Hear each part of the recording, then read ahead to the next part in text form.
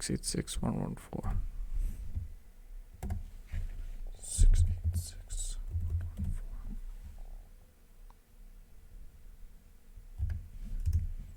All right, we got chat up working again. Good. That's good. Let's see who's in the chat.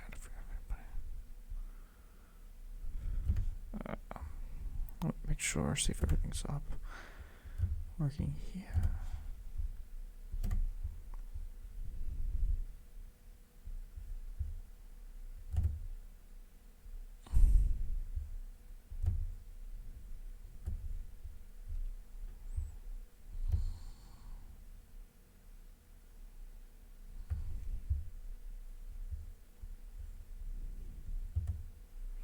All right, this says we are live.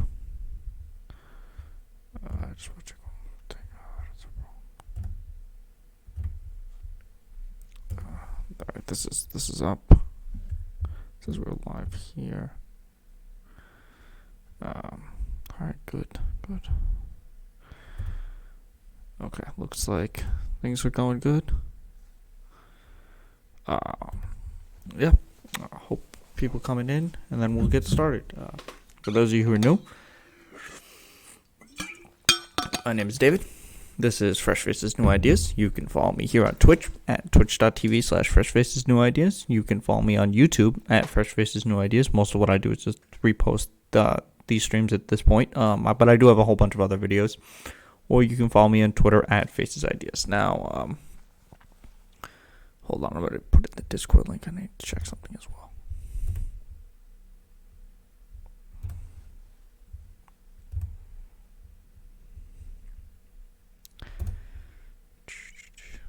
Okay, why is there no announcement that I went live? Invite people. Copy.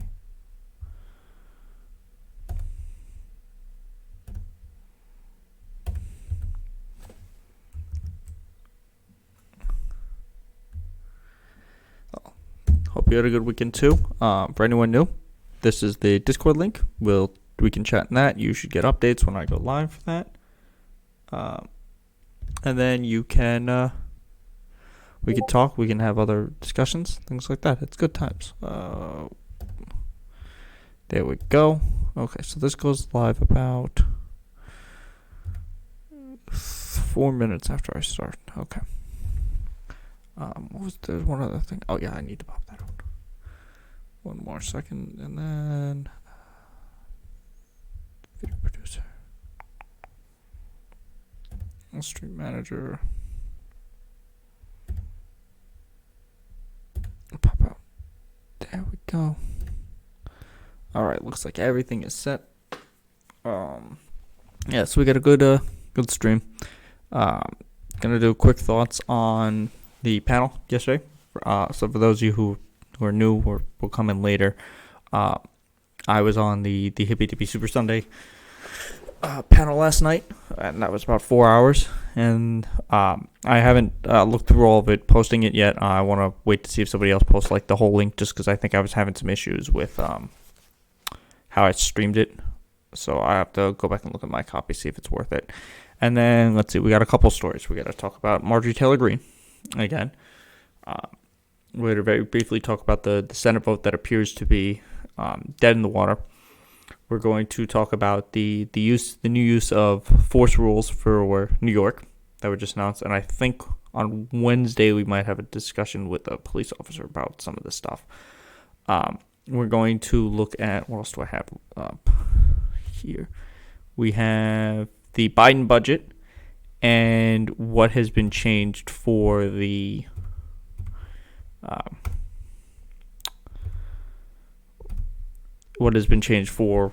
infrastructure bill. So the infrastructure bill was at 2.2. They came out with a revised version of it that's at 1.7. So we're just going to go look at basically what Biden has decided is important for both his budget and then what he has decided is important for the infrastructure bill. But they said they're still in negotiations. Nothing's true. This is really the hardest part for Joe Biden. He has to actually now pass something like the the American Rescue Plan was going to be a must-pass bill, and it was going to pass regardless, just depending on what was in it. So the fact that he went in at 1.9 and stayed at 1.9 was a big deal. But now we're going to see, well, okay, now they're going to try to negotiate things. And my kind of hope is that they bring the bill up for the January 6th commission before they continue to negotiate, so that they can see basically what they can, if there's any way to negotiate with anybody at all. So far, reporting appears to be that there is going to be just that. I don't even think that they're going to get the 7 Republicans who voted to impeach Donald Trump for this bill. I think it was Richard Burr's already said he's out. Susan Collins said she wants to see changes in this legislation. Now, look, we talked about this a bunch recently because this is very important. It is worth mentioning every single time that you hear them talk about this legislation. Oh, is it partisan enough? Is it or bipartisan enough? Is it fair enough? It is exceedingly fair. It is incredibly fair to the Republicans. This thing has almost no teeth to it. They can't do a subpoena unless it is done with both the chair and the vice chair. Or they can't do a subpoena unless it has majority support. So, with that in mind, they don't really have the ability to truly go into depth in this topic the way it needs to be done. So from there, I guess we'll see. If they end up filibustering this and it has to go back to the committees, let's be clear. This is going to be as bipartisan as it gets. If the Republicans filibuster it, they're then going to go, oh, look, now they're doing the committees for it. They're doing it bipartisan committees. Keep in mind that was basically how all the Benghazi investigations were done. So there's that. So from there, we're going to have the simple pushback is we had a bipartisan deal. You gave us bipartisanship. We negotiated it, and we gave you literally everything you asked for, and you still didn't want it. So at this point, you have decided that you don't want to have bipartisanship. You just want to have a partisan thing to yell about. So that's what we're probably going to end up with there. So as for the channel, not the panel. So I'm going to try to post it later today or tomorrow at the earliest. I know when I was on it, Mr. Geek has one Wednesday that I'm going to try to be part of. That's around 4 p.m. So my thought process, maybe I'll start the stream a little later on Wednesday. I may start around 1:30ish. So I'll have to see basically with the news and whether or not I have a conversation set up for then. And then from there, I'll look into getting into the other panel so that we can be in another panel for that. So that'll be the target for Wednesday. As for the one I was just on, I had a lot of fun. It was, it's 4 hours. It was the first time I've been on one of those type of panels. It was a good time. I thought the topics were pretty interesting. I was expecting a little bit more confrontation. I guess I thought it would be a little more heated. Not as heated as obviously the Friday one. If anyone who saw that one, the Until Further Notice one, that one was heated. But I thought we would have more clashing opinions to really go over stuff. I think especially for the first part. The first major question was Trump the worst president. There was general agreement on both the fact that there's too soon and that it's hard to gauge what exactly the term worst president ever means because there's so many metrics on which you can measure a president. As for the second one, I think we got into a more interesting debate with UBI and who really should be the ones to pursue policies for that, who should be the ones implementing more of a social safety net. Oh, Big Papa Fascist. Hello. Welcome to the stream.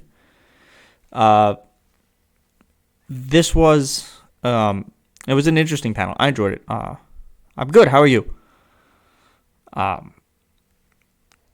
I thought it was. I know people's response to it was pretty intellectual. It was pretty. I thought we had pretty good debate. I think had it been a little bit more contentious, would have made potentially a little bit more entertaining viewership. But when you have a lot of people when you have topics that are kind of broad like that, and everyone on the panel turns out to have similar views. Now, keep in mind, I'm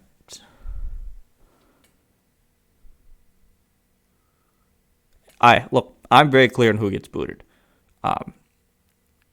If you just pop in for the first time, everyone gets, at least a warning. I'm never just going to boot somebody off just immediately. Like I said, I'm also getting new to the Twitch community. So unless I like actively know who you are and know that you're like somebody that I don't want in the community, pretty much anyone is welcome. Until I have a problem with you, and at which point I'll let you know before then. So, I'm obviously going to disagree with your views if they're similar to your tagger name, but other than that, it's fine. Everyone is welcome to start, and then it's an open community, and then we'll see what happens. So if you are new, welcome to the stream. Please follow. You can also follow me on YouTube at Fresh Faces New Ideas and at Twitter at Faces Ideas, and I have put the Discord link in the chat so that you can follow me there. I appreciate it. I wouldn't want to cause problems at your house either. If you are new to it, hit me on the Discord. I've had responses to people on the Discord for conversations. I know I meant to do more of a prep for the last stream, but I hadn't set up because it was the first one I had. The first panel I'd done, I hadn't set up like all the background stuff, all the programs and stuff to make sure. So the next one I'll have, I think Wednesday we'll have more of a prep stream, depending on whether or not he actually has like topics. I haven't seen that particular panel, so I'm going to check it out. So that's part of what we'll do Wednesday. We'll try to have our conversation with our guest. I'm talking to potentially. Yeah, it is. It is a little bit tough. Hopefully we'll get more people. We've had some days where we've had a lot of people. But yeah, if you spread the word, you can follow. That'll help.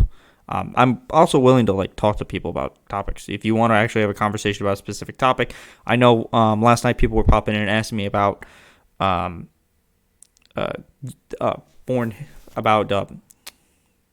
what was Serbia? I think he was talking about Serbia, and I told him look, I don't have any idea. If you go into the Discord and you say, okay, hey, is this is something I'm interested in? Can we talk about this in the future? I'll probably say yes. I generally don't. I plan these streams a couple hours before I start them. So if you have a specific topic or something, you say, as long as you show up back to when I'm discussing it, because that's what happened when I did the Morocco one. The guy who asked me to do it never showed up again. So I covered it, and there was no oh, did I do a good job, or did I cover enough for your satisfaction? So if there's topics and stuff, you either ask me here, and then as long as you show up the next day, I'll take a look into them, or go to the Discord and from there. So on the panel, final thoughts. I had a really good time. I hope to be on another one soon for the Wednesday one, and then I hope I get invited to the other hippy dippy ones. I'd be very interested to have one where it is I think a little more balanced. I don't think there was a lot of right-leaning people in that. Well, I think Brinks is right-leaning, but I don't really know. I knew a couple of people where they stood, but I think that was a little more skewed. But if we have, I know Robert and Aftershock do their thing, and that's usually a 2-on-2. Be interested in trying to get into that. But one with CTV would be interesting. We'll see. Hopefully we're in more panels in the future. The more people who join, the more people who spread this around, the more likely, they're like, oh, this guy's, growing. Maybe it'll be interesting to have him in future streams. So there's that. So if you are new, help grow the channel. If you are not new, I will have the panel up either tonight or Marcy was on the panel last night. It was me, it was Brendo, it was who who else was it? It was North Countryman, Kopi, because Merrick dropped out, and then it was Hardwood Sock. It was, what was his name? Monty was on it, and then Brinks. So that was it for this one. I think the Friday ones are a little smaller, but yeah, it was. Wasn't she just on your? Don't you also host the one? I've heard your name a couple times, but I've never actually seen the stuff that you've done. But yeah, it was an interesting panel. I enjoyed it, so we'll see. So anyway, let's talk about some more serious stuff. Hold on, give me 1 second, because I'm doing this on my laptop, so it has to charge. We have a couple topics. So I went over this briefly on Friday, but I want to go over it again just because the sheer insanity of this statement. Oh, okay, yeah, it was something. That's something I could. Who does that? Because I'd like to try to be on that. And then, so we got to talk about Marjorie Taylor Greene and her just absurd statement. So, you know what? Let's just go into this for this. All right, so we got Marjorie Taylor Greene here, and this is the quote. She was on the podcast Water Cooler with Dave Brody. So the House still has mask mandates, and the reason the House still has mask mandates is, I think they're okay. You know, for actual debate, I would have to get her, if you link me her information, because I'm still new, so I don't know everybody. I'd reach out to that. So, I think the debate skills are fine. You know, I debate a lot with my family. All right, I'll take that. I'll take a look at that after this stream. So in her appearance last week, she was talking about the House still having a mask mandate, and the reason that is because half of the Republican bloc apparently is not vaccinated. So that would mean that about 25% of the House is not vaccinated, which would be under. All right, you too. Big Profesh, pop in. You know, other times follow me. Head up to the Discord and we can talk in the future. The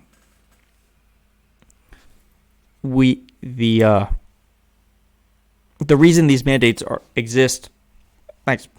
The reason these mandates exist is because they need to have people protected, because it's not just the members, who a majority are older and more likely to have serious side effects from COVID, but it's also because they have staff members, and these people deserve not to get sick and die of COVID. Everyone can more or less agree with that, right? So when you have people like Marjorie Taylor Greene who will not get vaccinated, you can't go back. Because let's be clear. The current guidelines are very, very simple. You either get vaccinated, and then you don't need to have a mask because you are vaccinated. And depending on which shot you get, you're either 66% if you get the one-shot Johnson & Johnson, or you're 96% if you get the Moderna or the Pfizer vaccine. So from there, you will be generally protected from COVID, and it is less likely that you will spread it to somebody else. If you don't have those vaccines, you have to wear a mask. So for all of these people who once again argue that we need to drop all mask mandates, but we're not getting vaccinated, you are defeating the purpose of both of those things. You can't have it both ways. You can't both not be vaccinated and not wear a mask. You have to do some type of mitigation.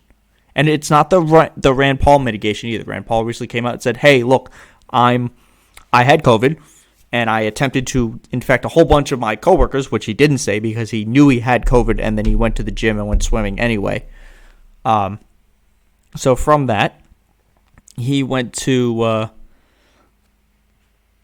he came out and said, I'm not going to take the vaccine until they can prove to me that the vaccines antibodies are stronger than the antibodies I have from having COVID. Well, Rand Paul, you claim to be a doctor. You're really an ophthalmologist. I'm not a doctor, but I've seen data. And I watched Fauci tell you that if you have the baseline immunity to the baseline COVID, which you had because you were one of the first people to get it, you might as well have zero immunity when it comes to the variants. That's how it works. So it's like an entirely different disease. And now we're like 3 or 4 variants deeper from when the first strain showed up. So any type of antibodies you have to the first strain are fine for the first strain, but they aren't for, I think the B112 is the UK strain.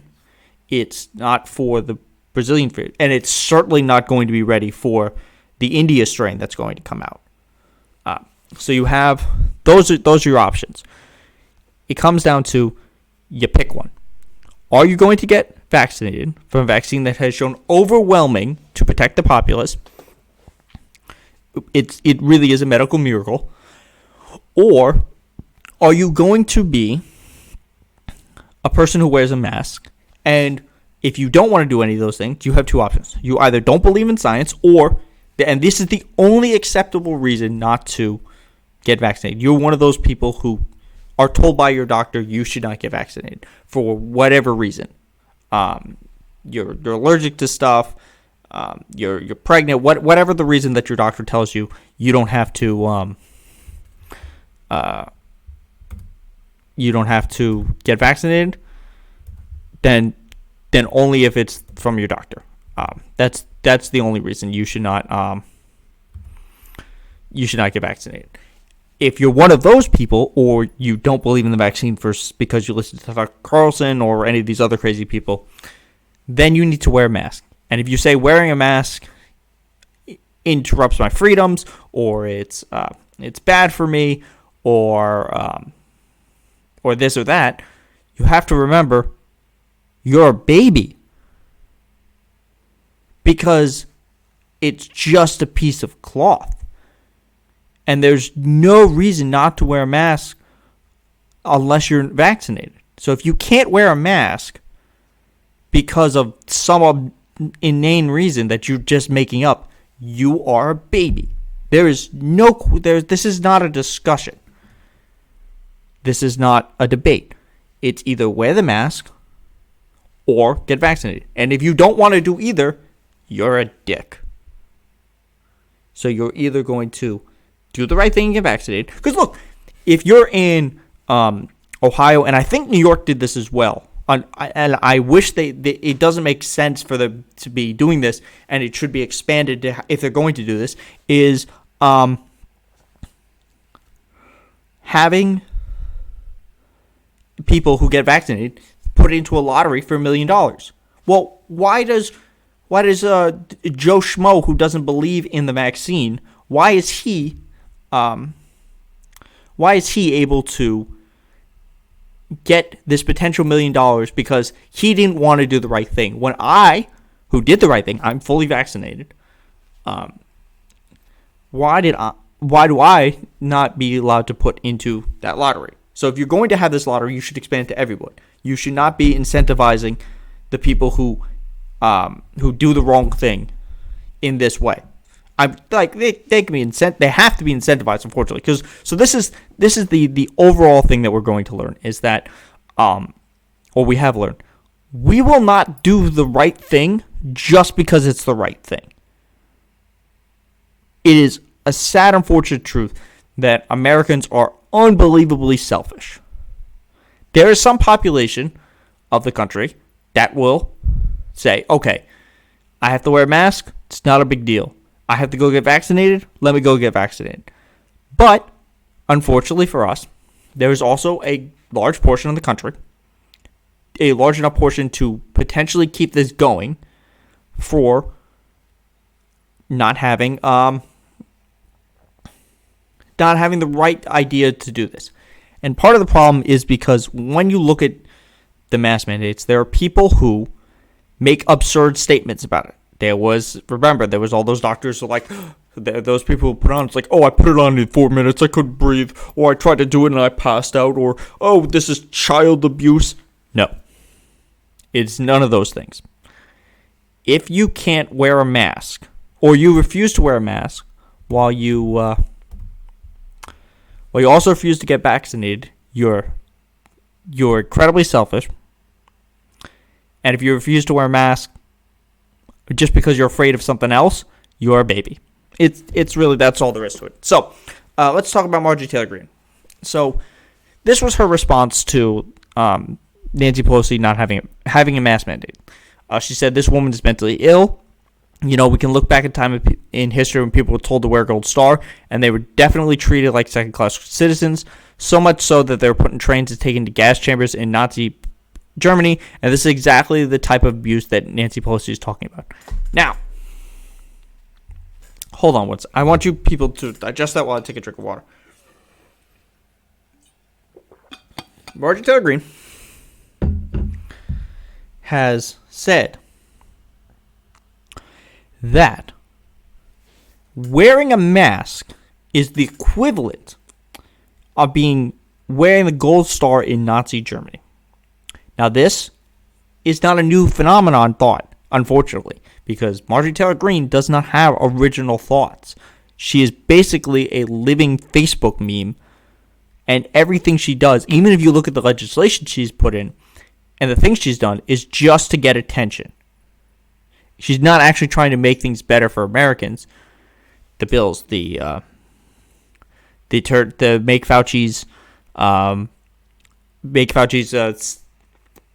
salary zero, the white nationalist party that she kind of started, the bill to take away the mask mandates, her tour with Matt Gaetz, where they're just like, hey, don't you miss Donald Trump? Donald Trump was great. We love Donald Trump tour. None of these are helping people. So let's talk about this, because you are not yet nobody is being treated like a second-class citizen for wearing a mask. If you're wearing a mask, you have the same rights as every single other person. There are no places that say you are not allowed in here if you're wearing a mask. There are places that say, hey, we would prefer if you wear one, but you're still allowed in. All you have to do is put the mask on. And look, I have been very clear about my thoughts on this. I think places like Madison Square Garden or other stadiums should require you to prove that you are vaccinated in order to get in. And the reason I say this is what I started at the beginning of this segment about. People will not do the right thing to do the right thing. We will see people who have fake vaccination cards. We've already seen it. They're being sold. People who will lie about it. So I think certain individual venues should have the ability to decide if you're not vaccinated, you can't come in. But that's on a private company's decision. That's not a government thing. As for vaccine passports, we should have them because we already have them. All this would be is to add another line to all of the other vaccine passport stuff that you need. You needed to go to certain African countries. You need to prove you're vaccinated to go to schools. You need to prove you're vaccinated to go to camps. You need to prove you're vaccinated to go to colleges. So if you don't have those, if you already have those, providing this information is no different. So this idea that vaccine passports will create an underclass, keep in mind that the only reason you would not get vaccinated if you are not one of those people who cannot, because their doctor told them not to get it, is because you don't believe in science or you have been fear-mongered. The vaccine is the most accessible thing, or you're 11. Those are the only people who are not allowed, who don't have a vaccine, is basically anyone under 12 and people who should be medically excused. Those are the only people who should not be vaccinated. This vaccine is free. It is within 5 miles of 80% of the country. And should you be some of that 20% that doesn't have it within 5 miles, you can take an Uber or a Lyft for free to your vaccination site. So yes, this statement of Marjorie Taylor Greene comparing this to Nazis, Germany, and the gas chamber is insane. It is a fundamental misunderstanding of both how history has existed, both what is currently happening, and it's just a way to scaremonger and hit those buzzwords. It is unbelievable. And you know what? If I was a Republican Party, I would not want somebody who was saying these things about because why would I want somebody who was advocating for masks being the same as what happened in Nazi Germany? Because by that token, you would be considered downplaying what happened in the Holocaust, and that would make you a Holocaust denier. So yes, Marjorie Taylor Greene once again has proven that she is no idea what she's talking about. Now let's be clear. She is probably the most outrightly dumb person in Congress. Laura Boebert will say things that are dumb, but when it comes to things like wearing a mask or that stupid stunt where she had the guns behind her, she understood that, yeah, it was good for the publicity for it, but then she did the right thing. She wore a mask, she took the guns down. Now, on the topic of guns, very briefly, there was 11 mass shootings this weekend. We have over 200 for the year. Now, I very recently debated somebody in part on guns. If the theory that more guns makes people safer was true, we would not be having this many gun deaths. So, final thoughts on Marjorie Taylor Greene. She is the party. The people back her. McCarthy is too afraid to do anything about her.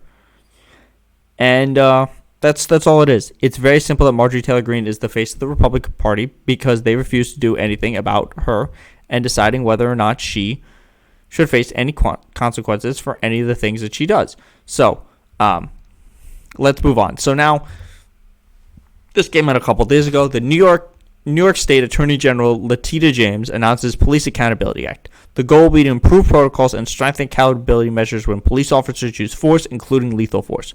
So this is, I'm going to bookmark this because I think this is going to be part of our conversation on Wednesday. So this is her statement. For far too long, police officers have been able to evade accountability for unjustifiable use of excessive and lethal force. Today I'm introducing the Police Accountability Act, which seeks to change New York's law and strengthen prosecutors' ability to hold officers accountable. So this is the overview. And I think this is a very good source because part of what it does is it compares the current laws to that of what the reform would be. So, use of force must be a last resort. Current law. New York current law does not require officers to exhaust other options, such as de-escalation, verbal warnings, or lower use of force before using force, including lethal force. The Police Accountability Act seeks to amend this law by establishing a last resort standard, whereby use of force must be a last resort that officers can employ when there are no reasonable alternatives to avoiding force or reducing the force used. Officers must instead exhaust alternatives, including de-escalation, lower levels of force, verbal warnings, and other methods. Now, let's be clear what's being said here. This is not a step-by-step guideline to how you're supposed to go through every single use of force. And the reason for that is because that would be a problem. You can't have a step-by-step guideline because some situations just require use of force right off the bat. If you enter a standoff with a firearm, or you enter in the middle, or something happens during a robbery and it goes straight into shootout, you don't always have to use de-escalation of force. There are occasions where the use of force is both warranted and required right off the bat. Those situations are not the ones that are the ones we're talking about. We're talking about different ones. So a perfect example of this would have been what happened with Michaela Brown. This was the police officer shooting in Ohio, where the officer came upon whatever was happening. I don't even remember if it was ever made clear what was happening. But within about a minute of the officer showing up, one of the girls had attacked one of the other ones with a knife. The officer responded with force. Now, obviously, this is Ohio, so it's not New York, so it's different. And I've talked about this. I think that the first thing the officer did right away when the other girls came coming out was reach for and pull out his firearm. I think had he pulled out his taser, it is possible there could have been a different outcome. However, in this sense, the use of the firearm was justified because of what was occurring. There are plenty of other examples of when the use of force is used incorrectly. So I'm okay with this. Now, simple suspicion of criminal conduct cannot justify lethal force. 1 second. New York's current use of force law authorizes police to use lethal force based simply on an officer's reasonable belief that an individual committed a particular crime, a certain category of felony or attempt to commit a felony, and irrespective of whether the individual presents a danger to the officer or another person at that time. Police Accountability Reform. The Police Accountability Act seeks to eliminate justifications for lethal force when an officer simply suspects an individual has engaged in particular criminal conduct. Lethal force can only be used in the most egregious of circumstances and demands higher standards of proof before an officer may use lethal force. Now, this is a good change. So basically, what the law is currently is, if the officer believes the person is committing a certain level of felony or may attempt to commit a felony. Now, keep in mind, felony possession is also marijuana. Depending on how much they have, they're able to use force. This is what we saw happen with Philando Castile. The response to that was, for those of you who don't remember, Philando Castile was in his car. The police officer pulled him over. He told the officer, he said, "Hello, I am a registered gun owner. I'm reaching into my pocket to get either my license to show you or my gun license." He was getting one of those. I don't remember. Within 3 seconds of him reaching for that license, that officer killed him. And then his argument was, "Oh, I smelled weed." So what this does is says you can't use lethal force just on suspicion. And if you do, there needs to be higher standards of proof in order for this not to be an unnecessary use of force. So, this is also good. The whole point of these restrictions and the police response to a lot of these is, oh, well, now we're never going to know when to use force.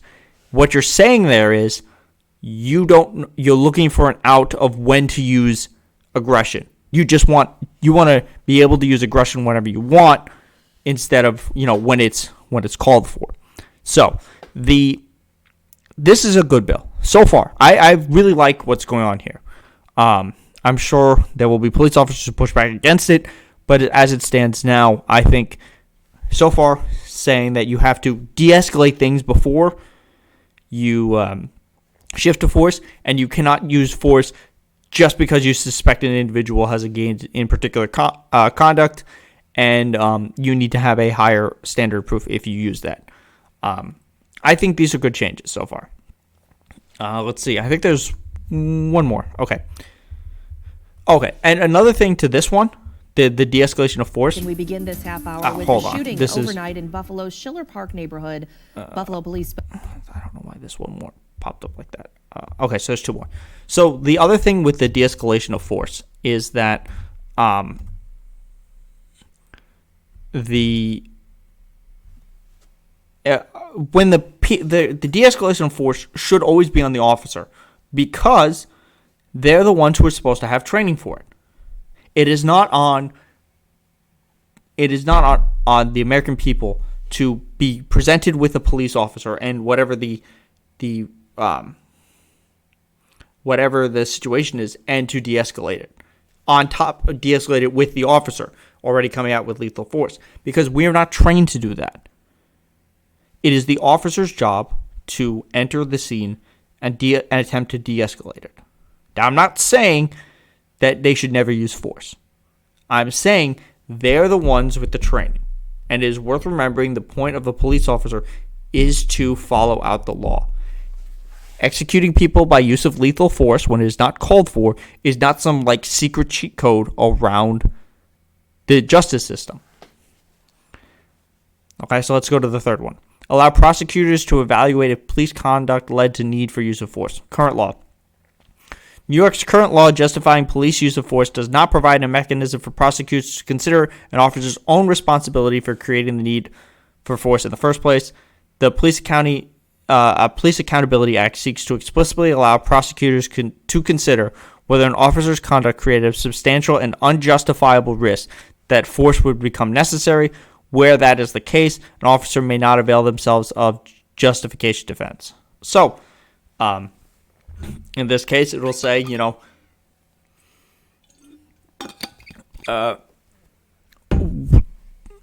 you can't escalate to use of force and then say, oh, look, my use of force was justified because this is what happened when I provoked him. You can't provoke a person and then use justification as a defense, which, seems pretty standard. It seems like the type of thing that should be a no-brainer. I don't really see anything wrong with that. If your argument is, police officers should be able to make a situation more difficult than it has to be with, so that they can then use use of force, you're a crazy person. How could your argument be, we need more police officers to make scenes more aggressive so that they can then solve it by force?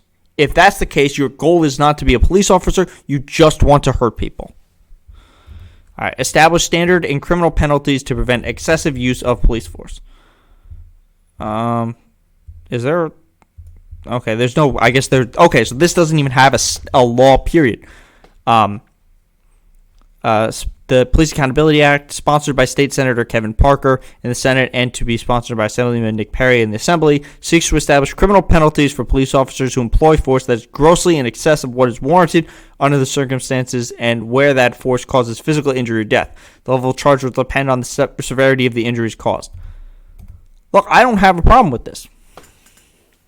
If you are in some type of minor interaction with the police and they beat the shit out of you, or they cause or they kill you in what is a grossly excessive use of force, similar to what happened to George Floyd, that officer should be charged. And I think it's very fair. I think this last line would change it. The level of charge would depend on the severity of the injuries caused. So, if I put you in the hospital as a police officer, that would be worse than if I accidentally knocked you down or I shoved you or something. It'll depend on what the injuries are and the circumstances. I think that's fair. The fact that we don't have that is a problem. I also think that there should be a registry for police officers, a national registry for ones who are fired because of overall excessive use of force, so they're not hired elsewhere. Or when they are, people are aware of that, so that they know that, this precinct has this officer who has had this problem in the past. Why did they hire him?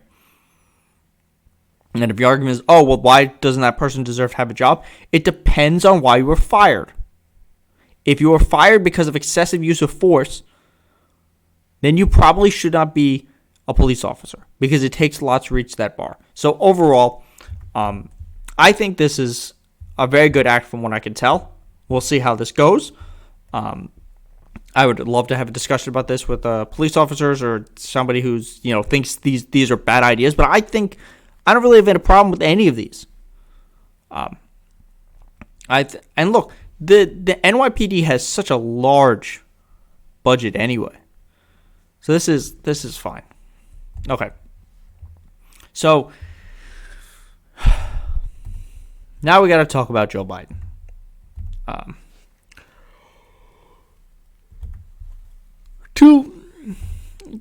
Because this is where the true Joe Biden comes out. This is where we'll decide whether Joe Biden is going to be FDR or just another regular president?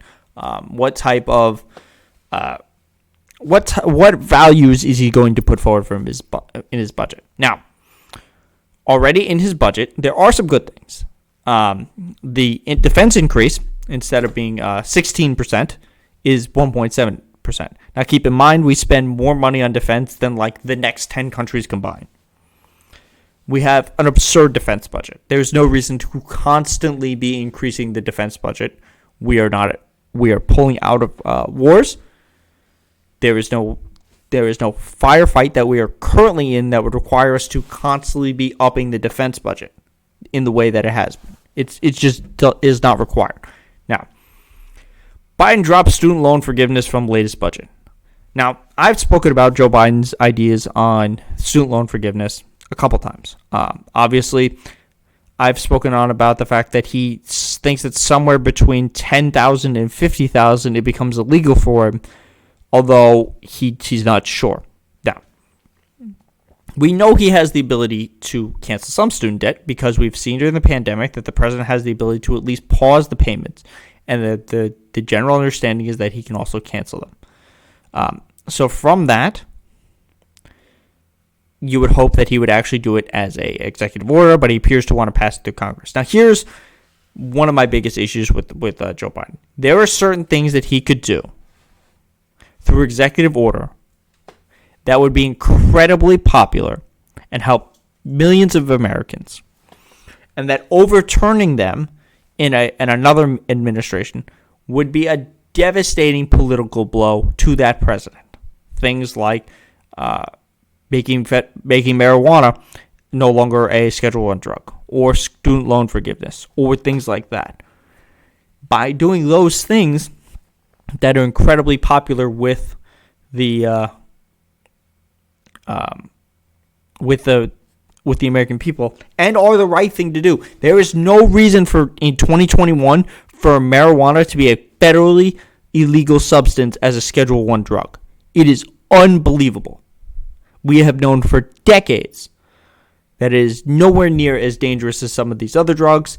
And whether you're one of those people who believes in no drug should be criminalized is a different story. But it is very clear that there are things that he can do. Now, let's take a look at this article. Joe Biden will not include any student loan debt cancellations in his annual budget, while the annual budget, which is expected at the end of next week, only contains major policy plans that have already been released by the Biden administration. It's another major setback for student loan cancellation. So, becoming president, Biden has not included wide-scale student loan cancellation in his annual budget, his stimulus package, or his infrastructure package. I've talked about the stimulus package a whole bunch of times. I have said over and over again that the things that could have made this stimulus package truly, truly amazing. Making a $15 minimum wage, some type of student debt cancellation. Neither of those things were in it. And the fact that neither of these are in it is a huge problem, because they're showing that they're not his priorities, and he's only going to do it through lip service. Because let's be clear about what Joe Biden is facing. He is facing a Congress with Republicans refusing to work with him on any level. When he ultimately pares down his infrastructure plan, however far he pares it down, he will not get enough Republican votes to pass it. And if he does get enough Republican votes to pass it, the next part with the rest of it will have to be done through reconciliation, and that will have to be pared down because of Joe Manchin.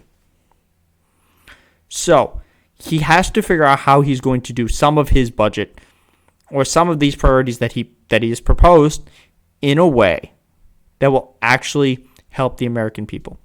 Not having your student loan cancellation, and also not putting out everything you want. Now, look, I know that he's going to complain that their response is going to be, oh, but the Republicans are going to complain that I'm just doing too much spending as a liberal wish list. Guess what, buddy? They're going to do that anyway. Regardless of what he does, the Republicans are going to make inaccurate ad hominem attacks about socialism, about spending, about this and that. They're just going to make all of this shit up. That's just the way it is. That's just what's going to happen. So this is disappointing, but the next one, this is the true piece that is incredibly disappointing. Prescription drug price cuts set to be left out of White House proposal. This was when? When was this? This was about a month ago. The White House isn't expected to include a measure aimed at lowering price of prescription drugs in its coming anti-poverty package, according to people. Its admission likely to disappoint Democrats on the Hill. So, this is also left out of this budget. This is, according to Nancy Pelosi, a top priority for House Democrats for drug pricing to be in the plan. Democrats reintroduced the legislation last week that allows Medicare to negotiate prices to make these prices available to consumer health care plans. It is a no-brainer that we should have, that Medicare, at least, should be able to negotiate with drug manufacturers in order to get prices that are lower. We currently pay more for drugs here than they do for the same drugs in other countries that allow them to negotiate their drug prices. It is unbelievable. Remember, Donald Trump ran on this. Joe Biden ran on this. Every president runs on this. But they don't do this because either they or the senators that they need are paid for by the big pharma lobby. And if you saw the Katie, you know what? Let me pull that up.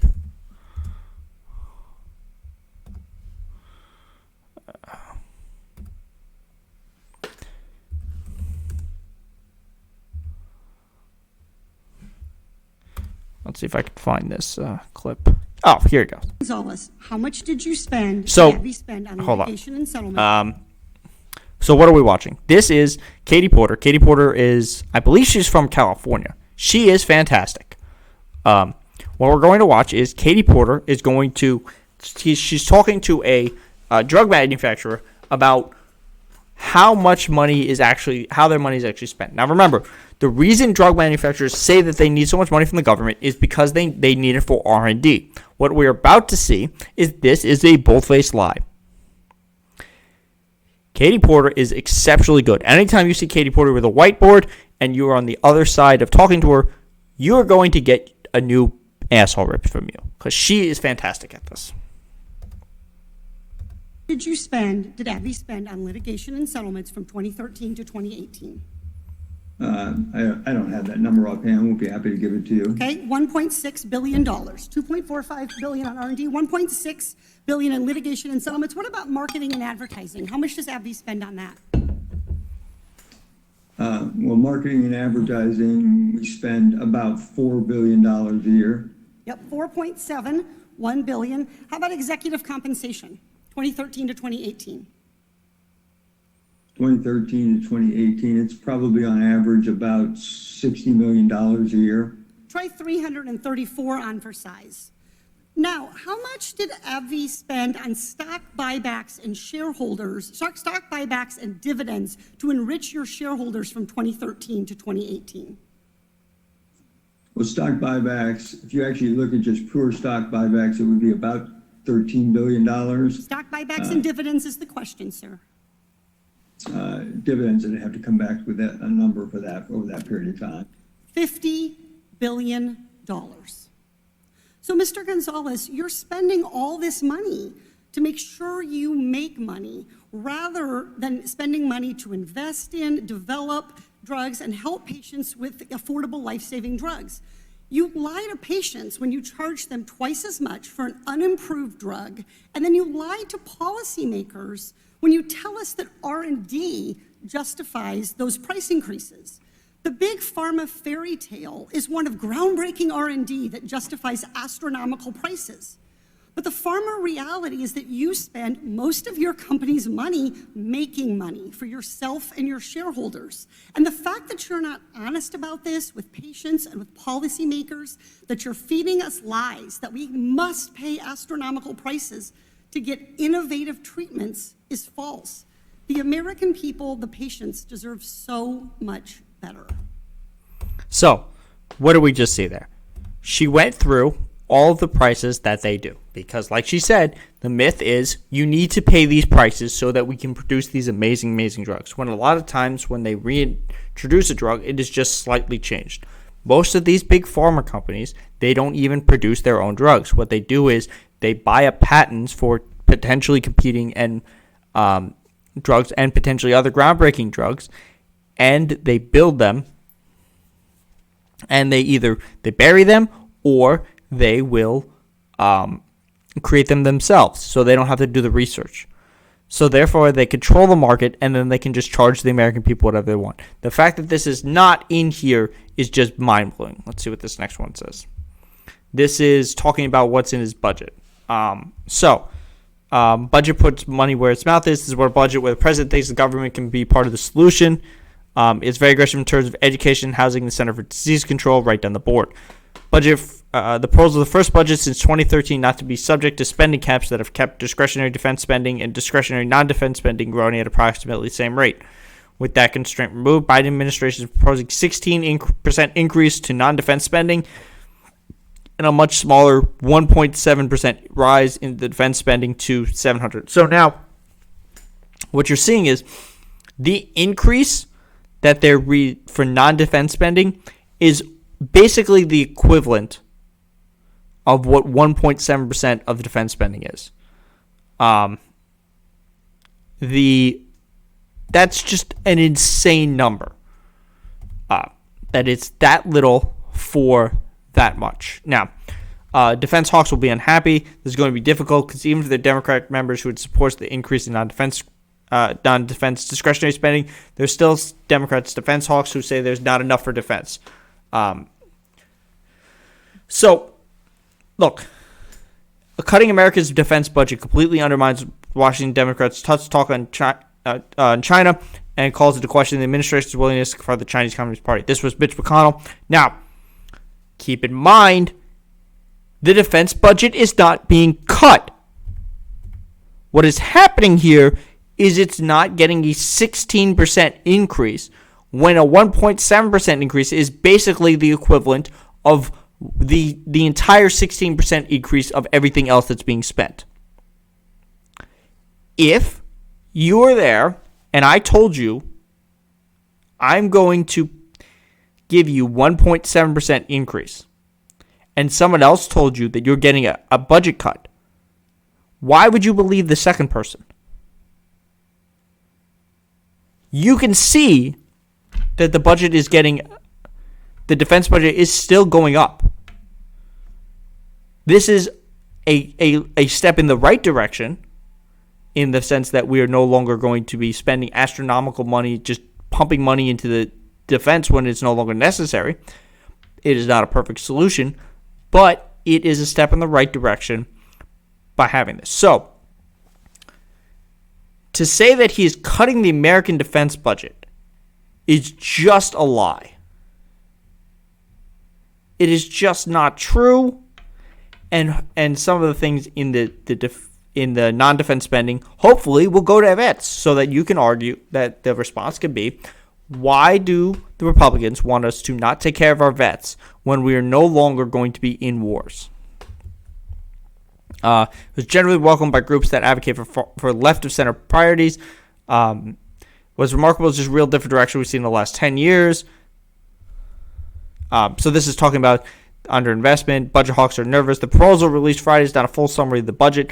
Biden will likely see passed as it leaves out non-discretionary spending on Medicare, Medicaid, and Social Security, as well as revenue productions. This has groups concerned about the federal budget deficit, waiting anxiously for more information.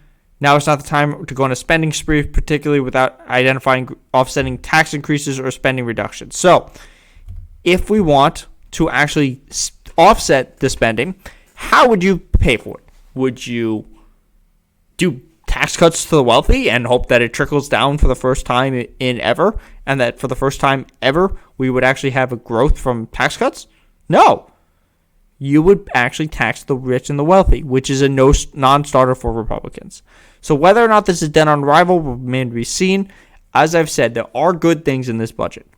It is very frustrating that things like student loan forgiveness, that the ability to negotiate on drug prices, and we're not seeing a push toward the public option like he said he would, is frustrating. The good news is we have already shown that Joe Biden can be pushed in the right direction by advocacy. And one of the best ways to do this is for the progressives in the House to threaten to veto this bill. Currently, the Democrats have something like 6 to 7 vote margin. There is currently 10 Justice Democrats in the House. Should they say, we're not going to vote on this bill, they can kill this bill until they get the things they want. Now, I hope they do. There is good policies here that they could fight for to strengthen. And I know that the argument is always, oh, how dare these progressives not take the scraps that we give them. But we can actually fight for better policies here that aren't currently happening. Now, we're going to go talk about infrastructure now. One second. Hold on 1 second.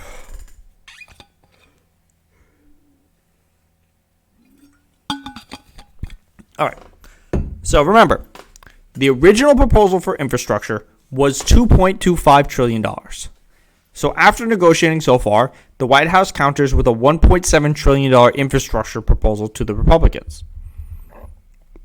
So for those of you who don't math good, that is a $550 billion decrease. Although this is apparently far beyond the price tag of the Republicans. According to the 3-page memo obtained by The Hill outlining the counterproposal, the White House is offering to reduce funding for broadband expansion to $65 billion to match Republicans' offer spearheaded by Shelley Moore Capito. The new measure also reduces proposed investment in roads, bridges, and other major infrastructures from $159 billion to $120 billion, and is still more than double the original $48 billion originally proposed by Republicans. Now, before we go any further, let's be clear about how freaking bonkers this is. Republicans are currently fighting to give less money to broadband expansion, which we have seen. If there's one of the very few things we learned from this pandemic, it is that broadband is essential and it is not universal. Then they argue that, oh, we really care about roads and bridges and major other investment programs. We really, really care. We really want to make them good. So we're going to give you $48 billion, which was about a quarter of what the Democrats proposed. And in response to that, the Republicans will still say no. So and let's be clear, because I've said this before. I don't know if I've said this on Twitch, but I've said it on YouTube. The budget, as it currently stands, the infrastructure budget, was inadequate for actually dealing with the size of the problem that we have for infrastructure.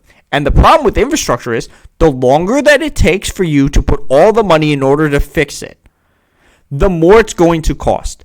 If you keep piecemealing it, then you will constantly be paying more for inadequate solutions. It is better for you to put in whatever is required to pay for it and fix it correctly, in order then for you to piecemeal half solutions that will ultimately cost you more in the future. Additionally, the memo says Biden's willing to take off the table investments into research and development, supply chains, manufacturing, and pursue them in separate ongoing legislation. Now, as long as this stuff is in legislation, that's a different story. But saying that you don't want us to research and development and supply chains, part of the reason, and this was part of the debate last night, that we're facing shortages and increase in pricing for certain goods is because our supply chains broke. So in investing in them to make sure that we can be self-sufficient as well as help produce better ones for the rest of the world is a good idea. So if that's in other negotiations, fine. But there are things in this bill, every single thing we're looking at, there is no reasonable person who says, you know what, I'm for less of all of these things. And people will be like, you know what, that makes sense. Let's underfund these things. Because that's what is going on here. They're being underfunded. Additionally, the memo says that, she mentions negotiations surrounding the Endless Frontiers Act and the CHIPS Act as potential avenues for Friday's briefing. Now, what are those? The Endless Frontiers Act is a seminal piece of legislation taking definitive steps to restore America's competitiveness to 10 key advanced technologies industries for the future, such as biotech, clean energy, and semiconductors. The Endless Frontier Act provides $100 billion over 10 years for the research, development, and commercialization of these technologies. This legislation puts technology commercialization on an equal footing with scientific research in America's national innovation system by creating a new technological directive at the National Science Foundation. Further, drawing on policy recommendations from the ITIF and Brookings, the legislation seeks to empower regional competitiveness across the United States by providing $10 billion over 5 years to create 10 to 15 regional technology hubs, positioning them to become leading centers of research, development, and production of leading-edge technologies. So, what is the Endless Frontier Act? It puts money into making sure that we are doing better with STEM.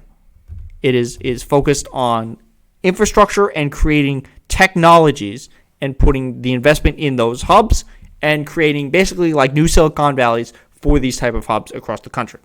Now, what is CHIPS? Biden's proposal for the chip industry ups the ante from $37 billion, suggesting two measures introduced last year, the American and creating two. President Biden believes we must produce here at home the technologies and goods that meet today's challenge and seize tomorrow's opportunity. President Biden is calling on Congress to invest $50 billion to create a new office at the Department of Commerce dedicated to the monitoring domestic industry capacity and funding investments to support production of critical goods. The president is also calling on Congress to invest $50 billion in semiconductor manufacturing research and called for it in the Bipartisan CHIPS Act. So, what are these two acts? They're basically saying that the U.S. government is going to put more money into research in order to be better in just technology, biotechnology, and creating microchips. Part of this argument that Republicans are making is that we are going to be dependent on China for the goods in order to move green energy. And the counter argument that requires just 8% of a brain is, well, why don't we just invest and figure out how to do it ourselves? Are you arguing that China and the other countries that are going to produce these things are so much smarter than Americans that we're just incapable of doing this? It's a very simple solution. The more we invest in ourselves, the better it will be in the end.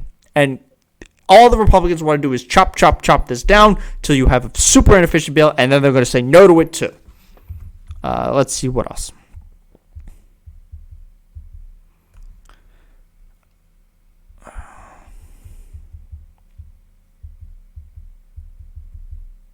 So look, we'll see how this goes. Oh, here's the other thing. In another sign of how far apart both sides are, Friday's memo contains a section more than a page long that raises concerns about investments that are either entirely left out or inadequately funded by the Republican proposal. For instance, officials reiterate Biden's support for power sector investments and tax credits, funding to plug oil and gas wells and clean up abandoned mines, building construction funding and tax credits, funding for veteran hospital repairs, and expansion of home care. These are all good things. The memo also suggests that Biden will not back down his push for funding for electric vehicles, elimination of lead pipes, and greater resilience of physical infrastructure to protect from extreme weather. Now, what is the argument against these things? Oh, we should have more lead in our pipes? Oh, we should just let weather or extreme weather isn't a thing? Oh, we should just continue to not fund electric vehicles, even though companies are now producing them at a greater rate, and they're going to continue, as we just saw with the Ford F-150? I mean, it's absurd. They also criticize the proposed increase of the corporate tax rate from 21% to 28% to pay for the investments. They have suggested covering the cost with user fees. What does that mean? So, let's be clear. The Republicans want to fund a smaller bill. They want to put less money into infrastructure. They want to put less money into helping people. And how do they want to pay for it? They want to tax you instead of the wealthy. It is as simple as that. So, while the only hope in this bill is that these things that they're cutting they're ultimately going to put into the bill that will pass the reconciliation to make up for it, whatever's not in this bill. That is the only hope. The rest of this, they should be using as a goddamn sledgehammer against the Republicans. This is very simple. Do you want your roads and bridges fixed? Good. The Republicans don't. Do you want to pay for them, or do you want rich people to pay for them? It is simple as that. The Republicans want you to pay for it. I want rich people and corporations to pay for it. This is not a hard sell. This should not be a hard sell. Draw a line in the sand. If you're going to this 1.7, fine. Say, okay, this is how far we're willing to go. But we will not negotiate, and be very clear. Everything, we will draw up two pieces of legislation. This is the one we will agree on, the smaller one. If we end up voting on this and it does not pass, we will put through the rest of the original legislation over your arguments, and we will do it on every other piece of legislation because you have proven time and time again you will not negotiate in good faith. So, let's wrap this up. Thank you everyone who was watching. I do appreciate it. As always, you can follow me here at twitch.tv/freshfacesnewideas. You can follow me on YouTube at freshfacesnewideas and on Twitter at facesideas. And give me 1 second and I will put the Discord link. I will put the Discord link here. So, if you want to talk on Discord, be part of the Discord, hop on there. Like I said, if you're watching this later from one of the other VODs or when you're watching it on YouTube, I will talk to anybody about pretty much anything. You want to have a conversation about something, put it in the Discord, and then we'll discuss it later. So, as for the debate, I will go play around with the VOD in a little, and I'll either have it up tonight or tomorrow. It'll be up by at least tomorrow, my version of it, if I cannot find a better one, because I believe that the picture-in-picture when I did it did not have a good camera angle of the actual panelist instead. So I have to go back and look to see if I can find a better one, or I will just put up what I have there. So it'll be up soon. Once again, tomorrow I will be streaming. Probably, I think I'm going to start just do it at 1. I think that's generally easier. Tomorrow at 1 at Eastern time, Eastern Standard Time. And thank you all for watching, and I will be back soon. And hope you enjoyed. Thank you very much.